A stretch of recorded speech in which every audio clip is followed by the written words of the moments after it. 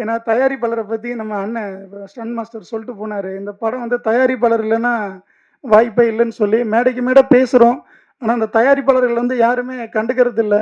இன்னைக்கு இந்த வட மஞ்சு விரட்டு இல்லைன்னா இந்த இயக்குனர் இல்லை, இந்த இயக்குனருடைய படைப்பாற்றல் இல்லைன்னா இந்த படம் இல்லை, அசோக் அண்ணன் இங்கே இல்லை, இங்கே அன்புச்செழியன் இல்லை, சம்பத் அண்ணன் இல்லை, கூல் சுரேஷன் இல்லை, இந்த மேடையில் ஒட்டுமொத்த திரையுலகம் திரண்டு இருக்குன்னா அதில் நானும் இல்லை, நீங்களும் இல்லை.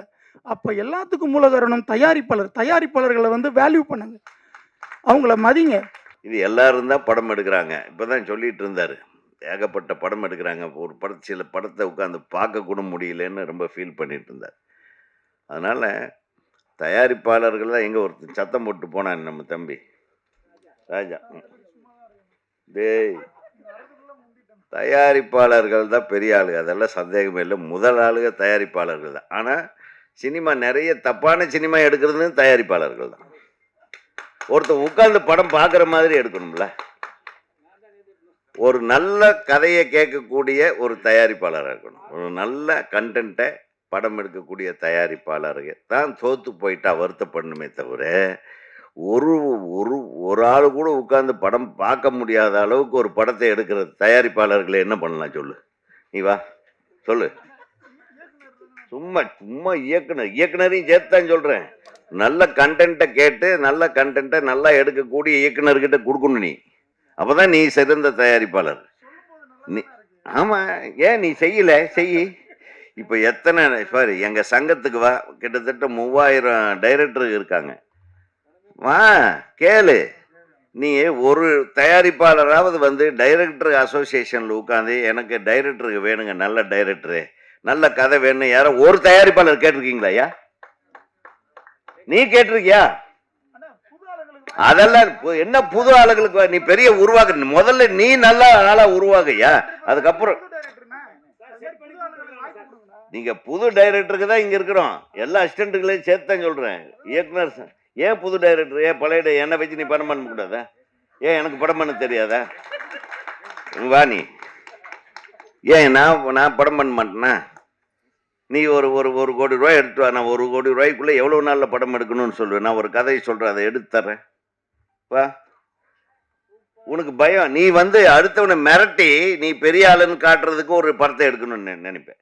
தமிழ் சினிமாவில் கனவுகள் நிஜமாகும் வரை தயாரிப்பாளர்களின் பக்கம் நிற்கும் சிறு படங்களுக்கு முக்கியமாக துணை நிற்கும் தயாரிப்பாளர் சங்கத்திலிருந்து வந்திருக்கக்கூடிய ராஜா.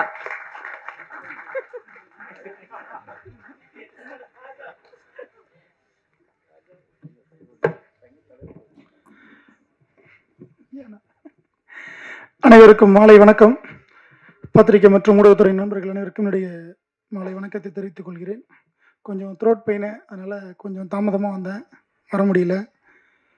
ஸோ வட மஞ்சு விரட்டு அப்படிங்கிற அந்த டைட்டில் வந்து ரொம்ப ஒரு வைப்பான ஒரு டைட்டில், ஒரு பாசிட்டிவான வைப்பு இருக்குது. நான் அதனால் இயக்குனருக்கு என்னுடைய மனமார்ந்த வாழ்த்துக்கள், சங்கிலி சார். ஸோ நிறையா படம் பண்ணணும் நீங்கள். அதே மாதிரி தயாரிப்பாளர், இன்றைக்கி வந்து தயாரிப்பாளரை பற்றி மாஸ்டர் கூட இப்போ ஒரு சொன்னார் ப்ரீவியஸாக பேசும் பொழுது. அது ரொம்ப மன நெகிழ்ச்சியானது. ஒவ்வொரு மேடையில் நம்ம அதை தான் பேசுகிறோம்.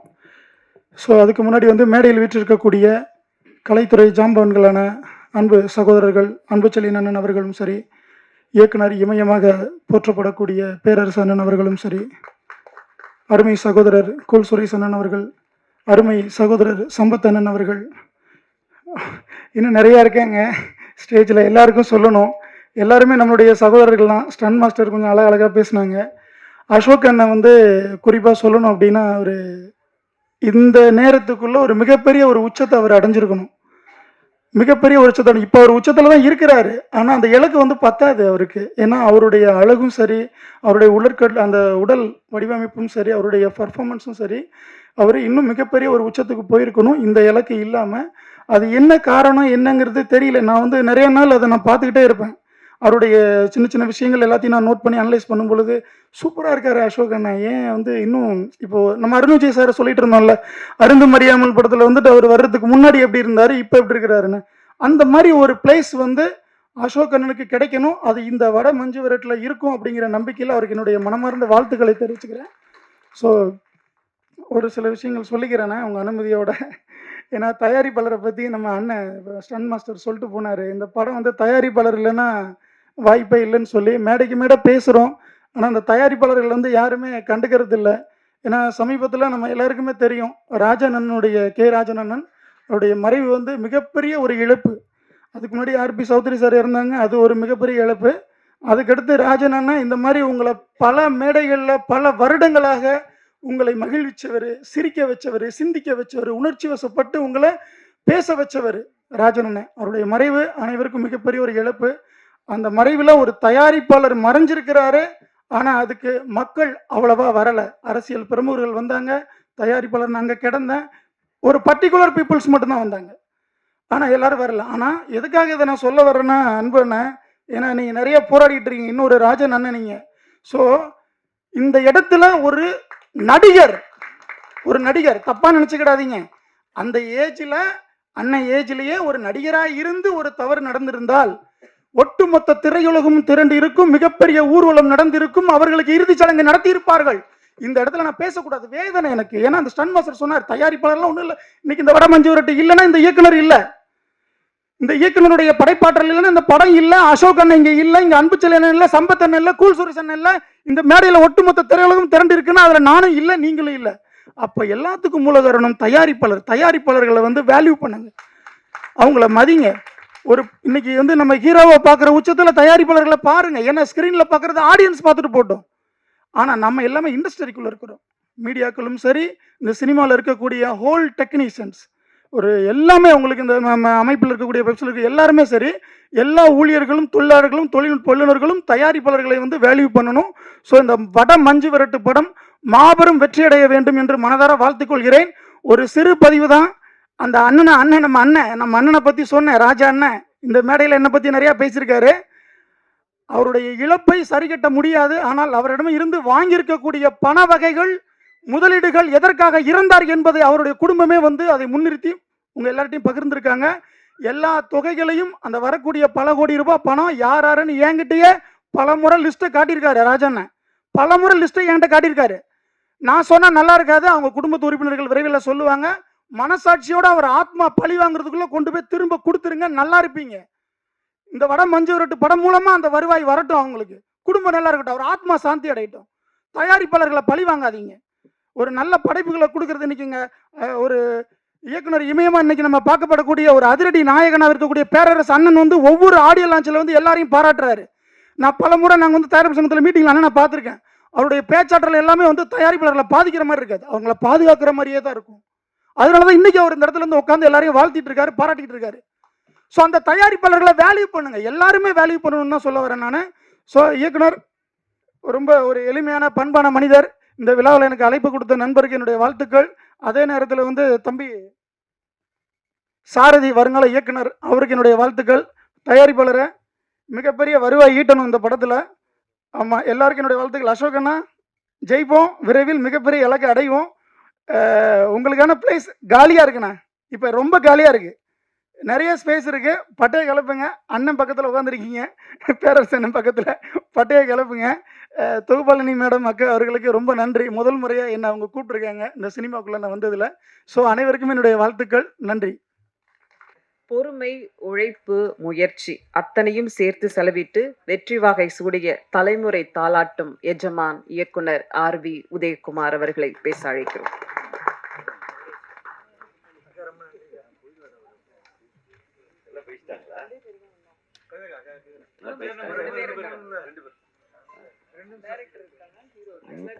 மெயின் பேச்சாளர் அவர் பேசலையா? சரி, இது என்னை விட பெரிய ஆள் நீ, அதனால முன்ன கடைசியாக கூப்பிடுவாங்க. நான் சின்ன பையனாகவே இருந்துட்டு போகிறேன். இவர் இது ரொம்ப 4 மணி நேரத்தில் வேகமாக ஓட்டு வந்து இந்த ஃபங்க்ஷனுக்கு கலந்துட்டு, அதை விட பெரிய விஷயம், நான் வந்து செயின்ட் ஜார்ஜ் கோட்டையிலிருந்து வர்றேன். இப்போ வர்றதுக்கு எவ்வளவு கஷ்டப்பட்டேன் தெரியுமா? சந்தா விட்டு நகரவே மாட்டேங்குது. இவர் ஸ்பீடில் வந்தார், நான் லோயஸ்ட் ஸ்பீடில் வர்றேன். வண்டிக்கு நகரவே மாட்டேங்குது, அவ்வளவு டிராஃபிக்கு. நாங்கள் பட்ட கஷ்டத்தை விடவா நீங்கள் பட்டீங்க?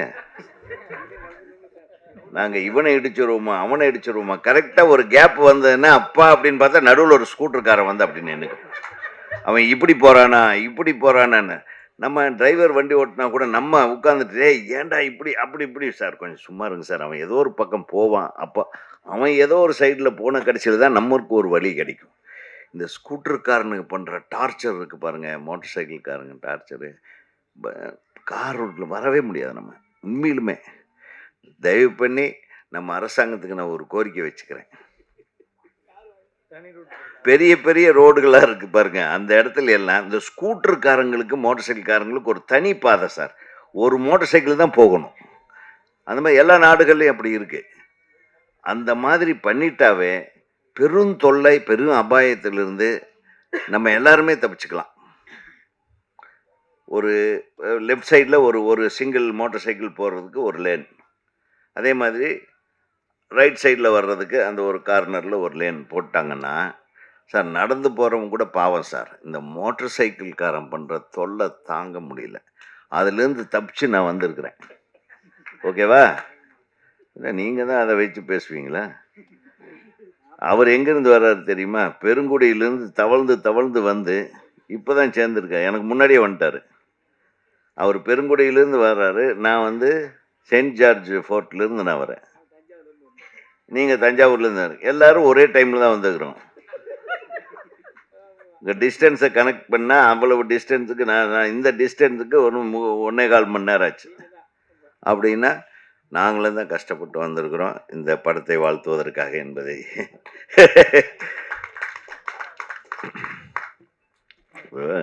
கஷ்டப்படாமல் இந்த உலகத்தில் எதுவுமே கிடைக்காது. அப்படி கஷ்டப்பட்டு வந்தால் தான் ஒருத்தர் வாழ்த்த கூட முடியும். கஷ்டப்படாமல் எல்லாம் வந்து வாழ்த்த முடியாது. இப்போ சம்பத்ராஜ் சொன்ன மாதிரி அவர் வந்து எவ்வளோ வருஷம் வந்து ஒவ்வொரு காட்சிகளில் நடித்து ஒவ்வொரு சீனில் நடித்து அதை மற்றவங்களை இம்ப்ரெஸ் பண்ணி இன்னைக்கு சம்பத்ராஜ்னா எல்லாரும் சம்பத்ராம்னா இப்போ எல்லாரும் மைண்ட்லேயும் வர்ற அளவுக்கு அவர் இந்த அளவுக்கு வளர்ந்துருக்காருன்னா அவருடைய உழைப்பு வந்து ஒரு நாள் 2 நாள் அல்ல, பல படங்களில் காசு கூட கொடுத்துருக்க மாட்டாங்க, படங்களில் கை கொடுத்து அனுப்பியிருப்பாங்க. அதுதான் அவருக்கு சம்பளமாக இருந்திருக்கு. எனக்கு தெரியும் எவ்வளவு ஏமாற்றங்களை சந்தித்து வருவது தான் ஒரு வாழ்க்கையில வெற்றி. அது பரவாயில்ல, கொடுத்துருப்பாங்க. இல்லை பொதுவாக சொல்கிறேன் நம்மளுடைய தகுதி என்ன, நம்மளுடைய உழைப்பு என்ன, அதுக்கு தகுந்த மாதிரி ஊதியம் கூட நிறைய பேர். ஏன்னா என்னை பொறுத்தவரையில் இந்த ஹீரோ அசோக் எடுத்துக்கிட்டிங்கன்னா கிட்டத்தட்ட ஒரு 10-12 வருஷமாக நான் ஃபாலோ பண்ணிகிட்டு இருக்கிற ஒரு நடிகர், மிகச்சிறந்த ஒரு நடிகர். அவர் எந்த கேரக்டரை கொடுத்தாலும் அழகாக பண்ணக்கூடிய, படித்த நடிப்பை படிச்சுக்கிட்டு வந்தவர் அவர். அவருக்கு ஒரு மிகப்பெரிய பிரேக்கு, அது எப்போ வரும்னு நான் ஒவ்வொரு தடவையும் நான் வந்து ஒவ்வொரு மேடையிலையும் சொல்கிறது உண்டு. நிச்சயமாக he deserves a very big hit டெஃபினட்டாக.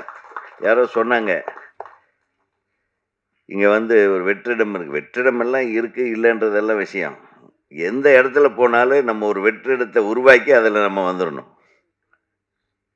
வெற்றிடமே இருக்கக்கூடாது. வெற்றிடம்ன்றதெல்லாம் சும்மா போலித்தனமான வார்த்தை. அது எல்லாரும் இருக்கணும், எல்லாரும் நடிகர்களாகணும், எல்லாரும். ஏன்னா அப்படின்னு பார்த்தா புரட்சி தலைவர் எம்ஜிஆர் வந்து நான் வந்து ஜெமினி படம் சந்திரலேகாவில் ஒரு சீனில் ஒரு சிப்பாயாக நின்றுட்டுருப்பார்.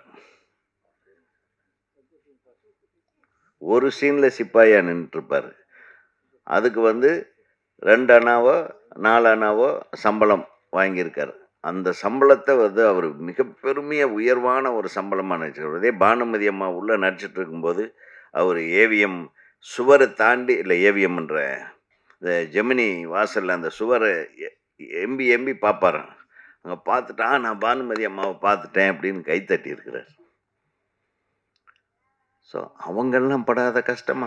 நடிகர்கள் இல்லை, எல்லாருமே கஷ்டப்பட்டால் தான் முன்னேற முடியும். அதில் வந்து எந்த விதத்தில் நம்மெல்லாம் வந்து உதயகுமார் பெரிய டைரக்டர் ஆகிட்டார், பேரரசு பெரிய டைரக்டர் ஆகிட்டார். நாங்கள் பட்ட கஷ்டம் வந்த இடத்துல நம்ம கஷ்டத்தையே சொல்லிகிட்டு இருக்க வேண்டான்னு தான் கொஞ்சம் ஜாலியாக பேசுறது. நம்ம கஷ்டத்தையெல்லாம் அவுத்து விட்டோம்லாம் போகும்போது எல்லோரும் கண்ணில் கண்ணீரோடு வெளியே போகும். சோகமாயிரும். ரொம்ப சோகமெல்லாம் இருக்கு. என் கூட வந்த ஒரு 10 இயக்குனர்கள் திரைப்படக் கல்லூரியில 10 பேர்ல 9 பேர் இயக்குனரே ஆகல. அவங்க எல்லாம் என்னுடைய நெருங்கிய நண்பர்கள்.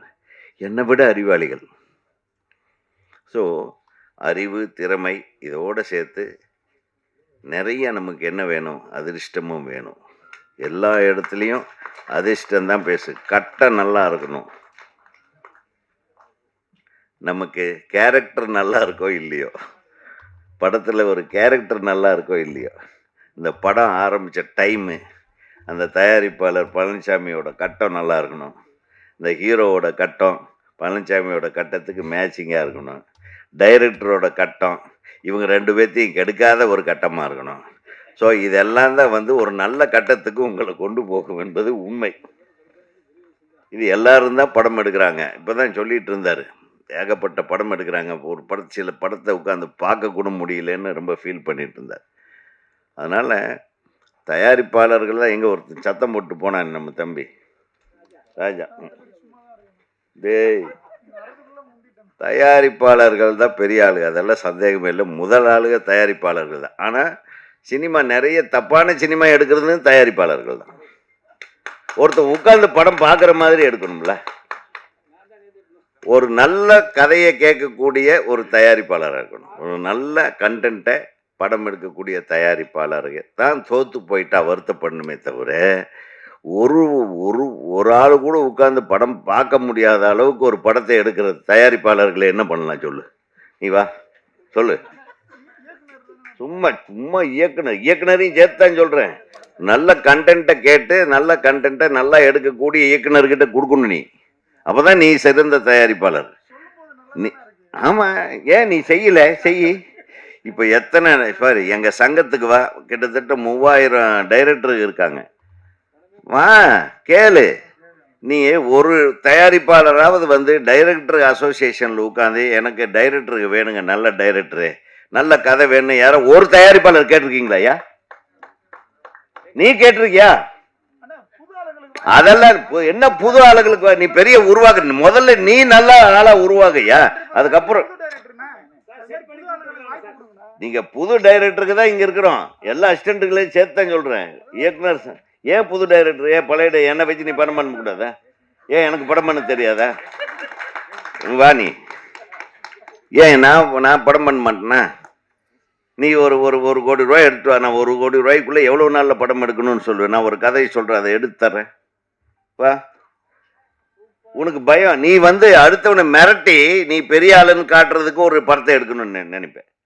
அதல்ல, உன் படத்தினுடைய அதாவது ஒரு அந்த கண்டென்ட்டும் அந்த படத்தை எடுக்கக்கூடிய விதமும் அந்த படத்தை பார்த்த உடனே மக்கள் பாராட்டுற இந்த விதமும் பார்த்து உனக்கு பேர் வரணுமே தவிர, இருக்கிறவங்களெல்லாம் அடிமைகள் மாதிரி நடத்தி நானும் தான் ஒரு படம் நான் சொன்னபடி எடு அப்படின்றது அல்ல படம். அதே மாதிரி டைரக்டருக்கும். டைரக்டர் ஒரு சிறந்த கதையை எடுத்து ஒரு நல்ல டைரக்டர்கிட்ட போய் ஒரு நல்ல கதையை கேளு, இல்லை ஒரு நல்ல கண்டென்ட் எடுத்து ஒரு நல்ல இந்த கண்டென்ட் இந்த டைரக்டர் பண்ணால் நல்லா இருக்கும்னா, எத்தனையோ பேர் டைரக்டர் இருக்காங்க இல்லையா? நீங்கள் பல படம் பார்த்துருக்கீங்கள? எந்த படத்தில் எந்த டைரக்டர் எந்த மாதிரியான கதையை சிறப்பாக பண்ணியிருக்காங்க, அந்த மாதிரி ஒரு டைரக்டரை தேடி வந்து புடி. நிறைய டைரக்டருக்கு வேலை இல்லாமல் இருக்காங்க, நல்ல டைரக்டருக்கு, என்னையும் சேர்த்து. சும்மா எல்லாம் பேசக்கூடாது. சும்மா நீ புது டைரக்டரை வச்சுட்டு அவனுக்கும் டைரக்ஷன் தெரிய மாட்டேங்குது, உனக்கும் கதை செலக்ட் பண்ண தெரிய மாட்டேங்குது. அப்புறம் வந்து ஏதோ நடிக்க சொல்லுது, அப்புறம் இவனுக்கு சரியா படம் எடுக்க மாட்டேன்ற கம்ப்ளைண்ட் வேற கொண்டாந்து கொடுப்பீங்க டைரக்டர் அசோசியேஷன். ஐயோ, முதல்ல அந்த டைரக்டர் மெம்பரே இல்லைப்பா, நான் எப்படி கம்ப்ளைண்ட் எடுக்கிறது? புரியுதா உங்களுக்கு? அதனால தான் சொன்னேன், நான் உன்னை கம்ப்ளைண்ட் டைரக்டர் அசோசியேஷனில் மெம்பர் ஆகிடு. நாளைக்கு உன் ப்ரொடியூசருக்கு உனக்கு பிரச்சனை வந்தேன்னா நான் தான் காப்பாற்ற வேண்டியதாக இருக்கு. புரியுதா? நான் கொஞ்சம் ஓப்பனாக பேசுகிறேன். அதான் மஞ்சு விரட்டு வந்து நான் வரும்போதே தம்பி அசோக் அவர்களுடைய ஃபோனில் நான் பார்த்துட்டேன். நான் கொஞ்சம் இதுக்கு லேட்டாக வந்தேன், அதனால் என்னை மன்னிச்சிருக்கேன். அவர் 2 நாளாக என்கிட்ட பேசிகிட்டு இருக்காரு. எங்கள் நம்பி ஆண்டவர். அனைவருக்கும் வணக்கம். தமிழ்நாடு திரைப்பட இயக்குனர் சங்கம் சார்பாக இந்த வட மஞ்சு விரட்டு தயாரிப்பாளருக்கும் இயக்குனருக்கும் ஹீரோவுக்கும் பொன்னாடை பொருத்தம். அது போத்துலன்றா நான் பேசிடுறேன். பொன்னாடை போத்தா கதையை முடிஞ்சதுன்னு அர்த்தம். இந்த பொன்னாடை போத்துறதே நிறுத்தணும். போரடி. ஆமா.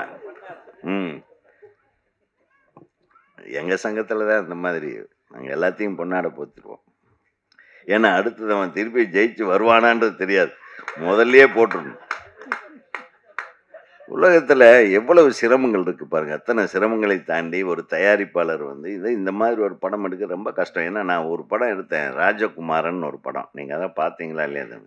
ஆடி வரட்டும் மயிலக்காலே தேடி விரட்டி கொடியை கட்டட்டும் சூரன் அப்படின்னு ஒரு பாட்டு கூட எழுதிட்டு அந்த அந்த மஞ்சு விரட்டு தான்.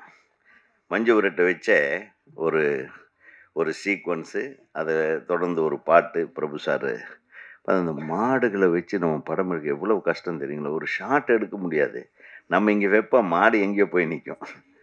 மாடு இங்கே வந்து எங்கள் ஃபேஸை காட்டுன்னா சொல்ல முடியும்? க்ளோஸ்அப் வைக்கிற மாடுன்னு நீங்கள் சொல்லி மாடுக்கிட்ட போய் முட்டி தள்ளி எல்லாத்தையும் காலி பண்ணிட்டு போயிடும். ஸோ அந்த மாடு அது மனுஷனுக்கும் மாட்டுக்கு அந்த கான்டாக்ட் வரும்போது நம்ம எப்படியாவது கேமராவில் பிடிக்கணும். அந்த மாடை அது பழக்கின மாடாக இருந்தால் கூட கஷ்டம் சார். அது ஒரு வேகம் வரும்போது எதுக்கான ஹீரோ அசோக் பாவம் மெதுவாக இடிக்கலான்னெல்லாம் இடிக்காது, அடித்து தூக்கி காலி பண்ணிட்டு போயிடும். அந்த மாதிரி தான் நிறைய அந்த மாதிரி படம். இந்த மாதிரியான இந்த ஆக்ஷன் சீக்வன்ஸை எளிதில் நம்ம படமாக்குவது கஷ்டம். அது மாதிரி முதல் படத்துலேயே நிறைய டைம் எடுத்துக்கிட்டு, ஆனால் அதுக்கு பொருட்செலவு கூட ஆகும். அது ஒரு நாள் 2 நாள் எடுக்க முடியாது. அந்த ப்ராப்பர் ஷாட் வரலைன்னா அது தூக்கம் வராது டைரக்டருக்கு. அப்படி எடுத்தால் தானே மஞ்சு விரட்டு நல்லாயிருக்கும். அந்த ஷாட் வரலைன்னா நல்லாயிருக்கும். இவன் பார்த்துருப்பான் சின்ன வயசுலேருந்து இல்லையா? அந்த மஞ்சு விரட்டு எப்படின்னா, அது ஒரு இடத்துல நம்ம கேமராவே வைக்க முடியாது சார் அந்த ஃபீல்டில். அதுதான் மேட்டர். அங்கே வச்சு எடுக்கிறது ரொம்ப கஷ்டம். அந்த எல்லாம் ஒரிஜினல் ஷாட்ஸாக இருக்குது. அதுக்கு உங்களுடைய மனமார்ந்த வாழ்த்துக்கள். உங்களுடைய அந்த அது ரொம்ப கஷ்டம், ரொம்ப கஷ்டமான விஷயத்தை ஒரு முதல் படத்திலேயே முயற்சி பண்ணி அழகர் பிக்சர்ஸ், நல்ல பேர் டைட்டிலு அழகர் பிக்சர்ஸ். வாழ்த்துக்கள் பழனிசாமி. உங்களுக்கும் உங்கள் குழுவினருக்கும் மிகப்பெரிய வாழ்த்துக்கள். ஏன்னா இந்த மாதிரி ஒரு சூழ்நிலையில் இப்போ சொன்னாங்க, தேட்டரில் வந்து தேட்டருக்காரங்க போய் சிஎம் உட்காருங்க, தேட்டருக்காரங்க போய் சிஎம்மை பார்க்குறாங்க, டைரக்டருக்கு போய் சிஎம்மை பார்க்குறாங்க, தயாரிப்பாளர்கள் பார்க்குறாங்க. எல்லாம் பார்க்குறது சரி. நான் நம்ம சிஎம் கிட்ட எதிர்பார்க்கிறது என்னென்னா, இன்றைக்கி திரைத்துறை, தமிழ் திரைத்துறை தான் மிகவும் காப்பாற்றப்பட வேண்டிய ஒரு சூழ்நிலையில் இருக்கிறது. மற்ற எல்லா திரைத்துறையும் தெலுங்கு, மலையாளம், கன்னடம் கூட நல்லா இருக்கு. இது ஏன் காப்பாற்றப்பட வேண்டிய இடத்துல இருக்கு அப்படின்னா, இதுக்கு காரணம்னு பார்த்தா எல்லா துறைகளுமே காரணம். எந்த துறையுமே இன்னொரு துறையோட கோஆர்டினேஷன்ல இல்லைன்றது தான் உண்மை. பொதுவாக ஆந்திராவில் ஒரு ஹீரோ படம் நடிக்கிறாருன்னா, அந்த படத்துக்கு ஒரு கதையை ரெடி பண்ணுறாங்க. அது இவ்வளவு பட்ஜெட் ஆகுன்றாங்க. உடனே ஹீரோ கிட்ட பேசுகிறாங்க. ஹீரோ சார் இவ்வளவு 500 கோடி ரூபா ஆகும், 400 கோடி ரூபாய் ஆகும் பெரிய ஹீரோ கிட்ட சொல்லும்போது, அப்படியா சரி நீங்கள் முதல்ல படத்தை எடுங்க, எனக்கு ஒரு 1 கோடி ரூபா சம்பளம் கொடுங்க, படத்தை ரிலீஸ் பண்ணுங்க, வர்றதில் எனக்கு பங்கு கொடுங்க அப்படின்னு போயிடுறாங்க. கன்னடத்துலேயும் சரி தெலுங்குலேயும் சரி. அவங்க பெரிய பெரிய படங்கள் எடுக்கிறாங்க. லாஸ் வந்தால் ஹீரோவுக்கும் போகுது, எல்லாத்துக்குமே லாஸ் பிரிஞ்சுக்குது. இப்போ நம்ம ஹீரோக்கள் சொன்னாவும் கேட்க மாட்டாங்க. பெரிய ஹீரோக்கள் நம்ம டைரக்டர்களை கரெக்டாக பிளான் பண்ணி படம் எடுங்கடான்னா அதுக்கு நம்ம ஆளுக்கு செட் ஆக மாட்டேன்ட்டாங்க. பிளான் பண்ணி படம் எடுக்கிற உதயகுமார் பேரரசுக்கு படமும் கொடுக்க மாட்டுறாங்க. பின்னாடி உட்காந்துட்டு தயாரிப்பாளர்கள் தான் நம்பர் 1, தயாரிப்பாளர் தான் நம்பர் 1 வேறு சொல்லிட்டு இருக்காங்க. நாங்கள் இல்லைன்னா சொன்னோம், நீங்கள் தான் நம்பர் 1 தயாரிப்பாளர். அதான் சொல்கிறேன் நான், என்ன தயாரிப்பாளர் தான் நம்பர் 1. படத்தை உருவாக்குறதையும் சரி, படத்தை சொதப்புறதுலையும் சரி. அதில் எது எது நம்ம எந்த தயாரிப்பாளராக இருக்க விரும்புகிறோன்றது தான் நமக்கு முக்கியம். அதனால் அரசாங்கத்துக்கு நான் என்ன சொல்கிறேன்னா, தியேட்டருக்காரங்க போய் எனக்கு ரூ. 250 டிக்கெட்டை ரூ. 350 மாற்றுங்கன்னு கேட்பேன். இயக்குனர்கள் சங்கத்திலேருந்து போய் எங்களுடைய கிரியேட்டர்களுக்கு ஒரு உத்தரவாதத்தை கொடுங்க அப்படின்னு கேட்போம். எழுத்தாளர்களுக்கு போய் எழுத்தாளர்களுக்கு உண்டான இது கரெக்டாக வரமாட்டேங்குது, எங்களுக்கு அதெல்லாம் அனுசரணையாக பண்ணுறதுக்கு ஏதாச்சும் ஒரு செயல் திட்டம் கொடுங்கன்னு கேட்போம். அதே மாதிரி நடிகர் சங்கத்தில் போய் எங்கள் நடிகர்கள் வாங்குகிற சம்பளத்தை நாங்கள் குறைச்சிக்கவே மாட்டோம், அது ஏங்க நடிகர்கள்கிட்ட மட்டும் சண்டை போடுறாங்க, அதுக்கு நீங்கள் குரல் கொடுக்கணும்னு கேட்பாங்க. ஆக மொத்தம் இருக்கிற குழப்பம் வேண்டான்னு நம்ம திரையுலகத்தினர் முதல்ல போய் எல்லாரும் நம்மளுடைய மனுவை கொடுத்தோம்னா அவர் மென்டல் ஆகிடுவார். அதனால தான் நாங்கள் இயக்குனர் சங்கத்தின் சார்பாக போய் எந்த கோரிக்கையும் இல்லை, நீங்கள் நல்லபடியாக ஒரு நல்லாட்சியை தர வேண்டும், அதற்கு நாங்கள் மனப்பூர்வமாக எல்லாரும் ஒத்துழைக்கிறோம் அப்படின்னு சொல்லிட்டு வந்தோம். அப்படி திரையுலகத்திற்கு அடுத்தது என்ன நல்லது செய்யலாம், அது அவர் ஆர்வமாக இருக்கிறார், நல்லது செய்யலாம் அப்படின்னு ஒரு முடிவு எடுத்தாங்கன்னா அதில் அனைத்து துறையினரையும் அழைத்து அமர வைத்து ஒன்றாக அமர வைத்து எந்தெந்த துறை எப்படி எப்படி செயல்பட்டால் சினிமா துறைக்கு நன்மை பயக்கும் என்பதை தயவு செய்து அது எல்லோரும் சேர்ந்து ஒரு முடிவெடுத்து, நம்ம சின்ன படங்களுக்கெல்லாம் நம்மளுக்கு ரூ. 70 டிக்கெட் வாங்கிட்டு தான் பாம்பேலேயே ஓட்டுறானுங்க. பாம்பேயில் ஒரு சாரார் படம் ரூ. 300 கலெக்ஷன் டிக்கெட் ரேட்டு, இன்னொரு சாரார் படம், அதாவது சின்ன பட்ஜெட்டில் இருக்கிற படங்களுக்கெல்லாம் ரூ. 70 தான் மல்டிப்ளெக்ஸ்லேயே தியேட்டர் ரேட்டு. அப்போ அதுக்கு கூட்டம் வருது. ஆக நிறைய விஷயத்தை அனலைஸ் பண்ண வேண்டியிருக்கு. சின்ன படங்களுக்கு வாய்ப்பு இருக்குது, சின்ன படங்களை பார்க்க நிறைய பேர் வருவாங்க. டிக்கெட் ரேட் நம்ம 1000 300 ஒரு குடும்பம் போகும்போது 2000 ஆயிடுது. 70 ஒரு குடும்பம் 250 4 பேர் போய் படம் பார்த்துடலாம். ஆக இது எல்லாம் மனதில் வைத்து திரைத்துறையினர் அனைவரையும் அழைத்து பேசி ஒரு நல்ல தீர்வை அரசாங்கம் உருவாக்கும் என்று நம்பலாம், நிச்சயமாக நம்பலாம். மஞ்சு விரட்டு திரைப்படம் இசை யாருப்பா? நல்லா இருந்தது, பேக்ரவுண்ட் மியூசிக் பியூட்டிஃபுல்லாக இருந்தது, அது மிரட்டலாக இருந்தது, நல்லா இருக்கு, சூப்பர், வாழ்த்துகள். இது ஹீரோயின் ரொம்ப அழகாக பேசுனாங்க, அதனால் துருன்னு பண்ணியிருக்கீங்க நீங்கள், சூப்பர். நல்லா முதல் படத்துலேயே ரொம்ப மிக பிரமாதமாக இருந்தது. அந்த கதாபாத்திரத்தை அப்படியே கரெக்டாக அந்த கிராமிய பெண்ணுக்கு உண்டான அந்த சிலுங்களும் அந்த துடுக்குத்தனமும் நல்லா இருந்தது. அதே மாதிரி உங்கள் ஹீரோவை விட்டே கொடுக்கல, ஹீரோ நல்லா உங்களுக்கு ஹெல்ப் பண்ணியிருக்கிறாரு, வாழ்த்துக்கள் அசோக். ஒரு நல்ல ஆர்டிஸ்ட்டு கூட ஒர்க் பண்ணும்போது any co artist can become a good artist. நல்ல கலைஞர்களோடு பணியாற்றும் போது எந்த புதுமுகமும் மிகச்சிறந்த முகமாக வருவதற்கு வாய்ப்புகள் அதிகம். ஆக ஒளிப்பதிவு கூட ரொம்ப நல்லா பண்ணியிருக்கீங்க, கேமராமேன் நீங்கள் பிரமாதம், லவ்லி. என்ன பட்ஜெட் ஆகிருக்கும் வெளியில் சொல்ல முடியாதோ, வெளியில் சொல்கிறது ஒரு இப்படித்தான் சினிமா. எந்த பட்ஜெட்டாக இருந்தாலும் இந்த பெரிய பிரம்மாண்டமான பட்ஜெட் படம் மாதிரி எடுத்திருக்கீங்க, அதுக்கு இயக்குனருக்கும் தயாரிப்பாளருக்கும் ஒளிப்பதிவாளருக்கும் அது சொல்லவே வேண்டாம், கடைசியில் ஒரு நாள் வெளியே தெரிஞ்சிடும்ல, அப்போவே தெரியட்டும். இந்த திரைப்படம் மிகச்சிறப்பான திரைப்படமாக இருக்க வேண்டும். இது வெற்றி பெற எனது மனமார்ந்த வாழ்த்துக்களை தமிழ்நாடு திரைப்பட இயக்குனர்கள் சங்கத்தின் சார்பாக நான் தெரிவித்து கொண்டு, என் அன்புக்குரிய பிரியத்திற்குரிய பத்திரிகை ஊடக நண்பர்கள் எல்லாம், நிறைய பத்திரிகைகள் இப்போல்லாம் ஃபோட்டோவை போடுறதே இல்லை, ஃபோட்டோவை போட்டு இந்த படப்பிடிப்பு நடக்குது, அந்த படம் ஏதோ ஒரு நிறைய ஃபோட்டோஸ் அனுப்புங்கப்பா, ஃபோட்டோஸ் அனுப்பிச்சா போட்டுகிட்டே இருப்பாங்க. அவங்க ஒவ்வொரு வாரமும் ஃபோட்டோவை அவங்க தேடுறதுக்கு ஆள் பிடிக்க வேண்டியதாக இருக்குது. அதனால் இந்த ஃபோட்டோவே பேப்பர் பார்க்குறேன், நான் பேப்பரில் சரியாகவே ஃபோட்டோவே வர மாட்டேங்குது. ஒவ்வொரு ஃபோட்டோவுக்கும் ஒரு கதையை போடுவீங்க, அதெல்லாம் எங்கே போச்சு சாமி, அதெல்லாம் திருப்பி கொண்டு வாங்க, சினிமாவை காப்பாற்றுங்க, உங்கள் கையில் தான் இருக்குது. அதே மாதிரி இந்த படத்தை மிகச்சிறந்த படமாக்க மிக வெற்றி படமாக அமைய உங்களுடைய ஒத்துழைப்பு தர வேண்டும் என்று கூறி நன்றி கூறி விடைபெறுகிறேன். நன்றி, வணக்கம். நன்றி சார், உங்களுடைய வார்த்தைகளுக்கும் வாழ்த்துக்களுக்கும். இப்பொழுது சங்கம் சார்பில் மரியாதை செய்யப்படுகிறது.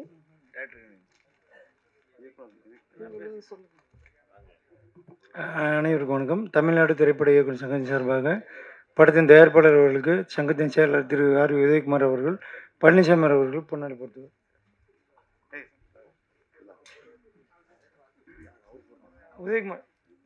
உதயகுமார் சார் அவர்கள் பொன்னாடி போர்த்துவார்.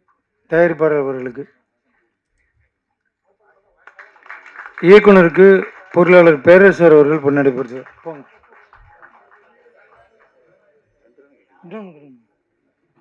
ஏதாவது நடுங்க.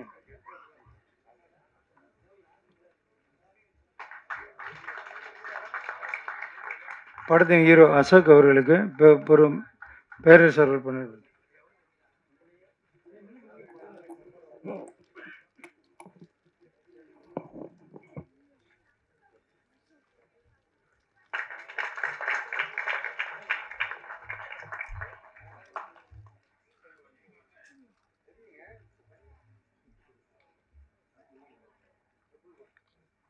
நன்றி.